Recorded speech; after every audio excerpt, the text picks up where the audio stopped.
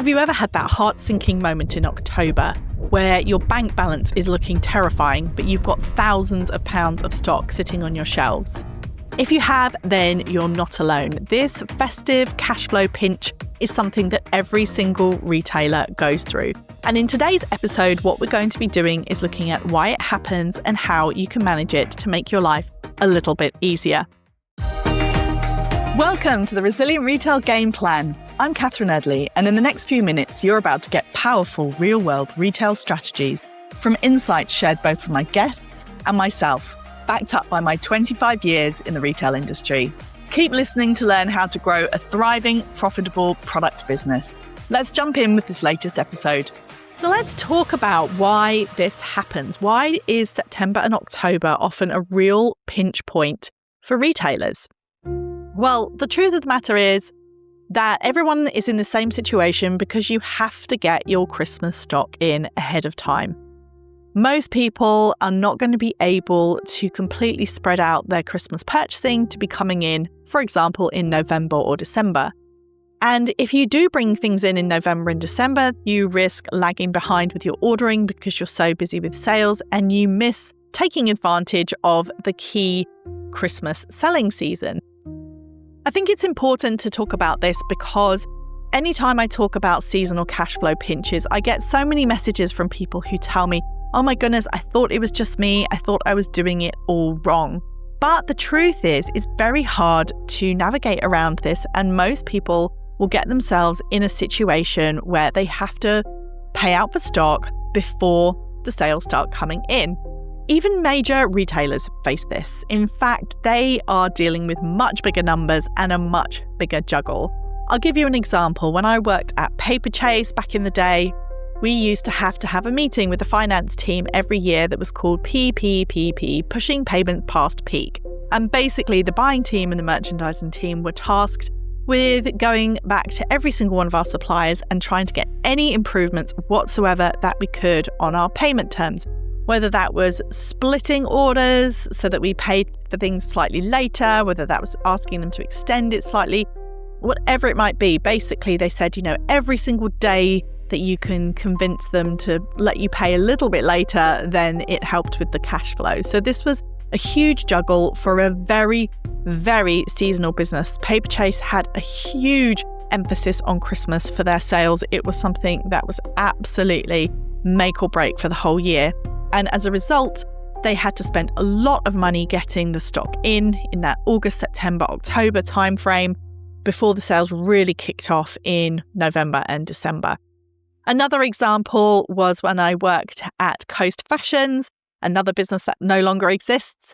We would have to manage and negotiate around warehouse capacity. So we would be dealing with a shared warehouse that was shared with people like Karen Millen, Oasis Warehouse, and we had to negotiate about when our stock was going to come in. So sometimes it had to come even earlier than we really wanted it to because we had to physically get it all through the warehouse and out to the stores. And warehouses have a fixed amount of capacity. So big retailers, they end up having to push stock out for Christmas super early. In fact, if you've ever been in a supermarket and noticed that on top of their shelves in September, they start stacking those boxes of Quality Street and crackers and things like that ready for Christmas, that's because they're trying to manage just physically getting all of that stock through their warehouse and out to stores without really messing up their capacity. So they're dealing with not only cash flow pinches, but lots of operational pinches as well. So you have this big need to spend on stock. You need to secure the stock ready for the busy season. And then the sales haven't come in yet. And sometimes you have to make payments during those quiet summer months. So it's absolutely no surprise that come September and October, most people are feeling the pinch. One of the theories that I've heard about why Black Friday is called Black Friday, and the one that I personally believe, is that it was known as Black Friday because that was the day that retailers went into the black. In other words, they traded at a loss all the way through the year up until Black Friday, where the boost in holiday sales meant that they went into the black, and then basically everything from Black Friday to the end of the year was profit. People have this concept that, the big retailers must be swimming in profits. they're not. They're dealing with these pinch points just as much as small businesses are. If anything, it's possibly a much bigger deal and much higher stakes. You're not alone. The big guys face this. It's very common. It's not that you've messed up. Saying all of that, there are things that you can do to try and help you improve that. It can feel really stressful. I just want to mention that as well, that if you're like, okay, yeah, fine, I know that I had to do this, but why do I feel so stressed? It's naturally stressful. I think of it the same way as when you're on a roller coaster and you're on the steep upward incline before it tips over the top, and you're sitting there and you've committed to it now. So it's going to happen, but you just have to sit there while the car goes up the track, and you just hope that when it drops that there's as much excitement and exhilaration as there is sheer terror. So it is really emotional. I think as well, for small businesses, it's your money. It's your money that you've taken from your account to spend on this stock. So it's a much stronger emotional connection than a big retailer would feel. And also, it ties into that secret fear that a lot of people have is, well, what if the sales don't come? What if I don't have a good Christmas? What impact is that going to have on the business as a whole? So let's talk about some of the ways that you can try and manage this pinch point a little bit. As I said, there is an element to which it is completely inevitable. There are some things that you can do to preempt it and to try and make life a little bit easier for yourself. So the first thing is trying very hard, as best you can, to smooth out your cash outflows. So be aware of how much money you're intending on spending. See if there's anything that you can do to push some of those payments. Now, if you are a retailer and you buy through a platform like Faire.com, for example, then that is really helpful because they have payment terms that can really help you with spreading out the payment of your stock so that you're not having to pay for everything up front. You can spread it out over longer. But if you're buying directly from suppliers, ask them if there's anything that they can do. Can you split payments? Can you have a little bit longer to pay if they've got payment terms that they're offering? You may ask them and they may say no, but if you never ask, then you'll never find out. And it's worth just having that conversation with as many people as you can to try and see if there's anything that you can do to, again, push those payments a little bit later. If you are planning an order up front, is there any way that you can split the payments? And if you can't split the payments, could you commit to something up front, but then maybe get some of it delivered a bit later so that, again, you're not paying for everything absolutely all at once. The other thing to look at in your business is what expenses are you going to have in Q4. So, for example, I would not suggest a really big outlay on something like a new website in Q4 if you've got lots of other expenses going out. Now, it may sound really obvious, but it's worth just going through what you're planning on spending. And if you can push it a bit further to the point after which the sales start coming in, then that's going to be really beneficial. The other side of that is the money coming in. So if you're somebody who sells on wholesale or to corporate, make sure you're chasing in your invoices. Get into the mindset that every single payment matters, both in and out. Make sure you're going through all of your payment commitments with a fine-tooth comb, making sure there's nothing that you can't delay till later. If you're owed money, make sure that you're chasing that in. Definitely overcome any reluctance that you might have to follow up, to feel pushy. If somebody owes you money and it should have been paid, then you are well within your rights to politely but firmly follow up with them frequently until you get that money in. Because here's the thing, they possibly, especially if you are looking for payment from a larger retailer, they may be banking on the fact that they're going to pay the people who demand the most first, because they're also trying to manage their cash flow. So you need to think about every single payment into your business and making sure that you are really taking care of your own cash flow as much as possible. One of the things that's going to help you more than almost anything else at this time of year is having a cash flow forecast. Now, if you head over to resilientretailclub.com/cashflow, then you will get my signature cash flow template. I'm super excited to be able to offer this to you as a freebie because I think it's an absolute game changer. And this is going to help you map everything through.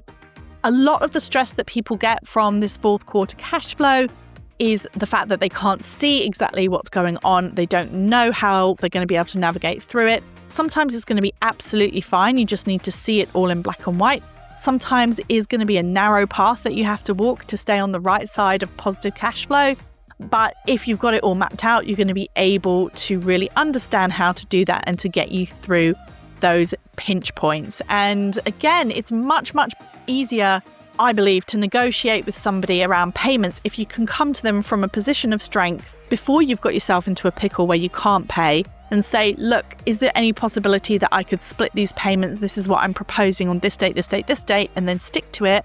That is something that can actually help build trust with your supplier as opposed to defaulting and going silent, because it's a much stronger position to be in, to be able to approach people who perhaps you owe money to and give them a proposed payment schedule that you've mapped out on your cash flow planner that's going to work for you, rather than getting yourself into real stress because you know that you have payments to make and you're worried about whether or not you're going to be able to pay them. It's much easier to negotiate on this kind of thing when you're coming from a position of strength and you've got a really clear cash flow planner mapped out.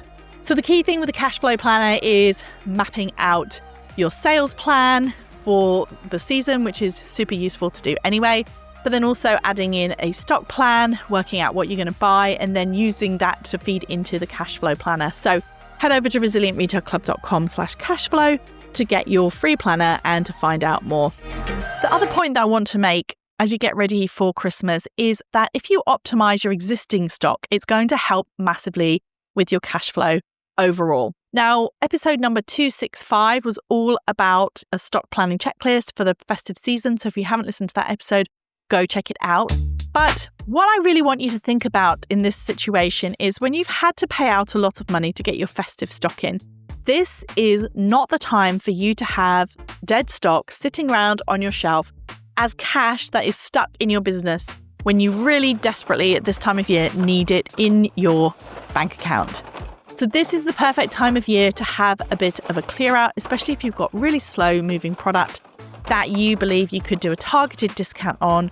This is the time of year to go through your samples and seconds, put together a sample sale. This is the time of year to really look critically about what you've got so that you are able to take that non-performing stock and convert it back into cash at a time when you desperately need it. So when you are overcommitted in stock because you've had to build it up ready for the seasonal sales, as I said, this is really the point at which you absolutely 100% cannot afford to be sitting on stock that is not paying its way. And as much as it's difficult to get rid of stock when you know that you've paid good money for it, you've got to think about it as trapped cash. You've got to think about how you could ease the cash flow in your business enormously if you do some work to really slim down that unproductive stock before you start building up your seasonal stock for Christmas. So I would strongly recommend that this is something that you maybe even put in your diary for a summer sale next year. Get yourself ready and clean in terms of your stock so that you're not sitting on excess. And as you start to move towards that build up of stock in the September-October timeframe, it will help with the pinch point because you will already have liquidated anything that is not performing. And so you're not sitting on trapped cash as well as all of that extra cash that just hasn't started working for you yet. So as I mentioned, 265 is all about planning for Christmas. But I would just stress some caution here about avoiding too much of that stock that is what I call the brown bananas. In other words, the Christmas stock that come the 26th of December, absolutely nobody is going to want. You want to plan your stock levels really carefully to avoid having leftover dead stock in January. And if it is something that is hanging around as you go through the peak season, that you're taking advantage of selective offers or discounts. So very targeted so that they don't damage your brand, so that you can make sure you keep clearing through that super seasonal stock and help you get on top of that pinch point in your cash flow. So the keys then to managing this pinch point in your year. It is all about forward planning, making sure you've got a plan mapped out for your stock, making sure that you have got really clear on how much you actually need to be buying, that you're not overbuying, making sure that you're having those conversations with your suppliers about trying to improve your payment terms if possible, making sure that you're not spending money on things that aren't necessary in the fourth quarter, making sure that you're having a really good clear out so you're not sitting on dead stock, which is only going to make that pinch point worse. And above all, having it all mapped out so you can actually see what's going to be going in and coming out, and then putting together a realistic sales plan for Christmas so that you're not left with too much stock at the end. But the key thing here is that this is something that is a common seasonal challenge. Everybody experiences it, but planning can make it manageable and it can really reduce the stress. So head over to resilientretailclub.com/cashflow, get your free cash flow planner, and I'll see you next week.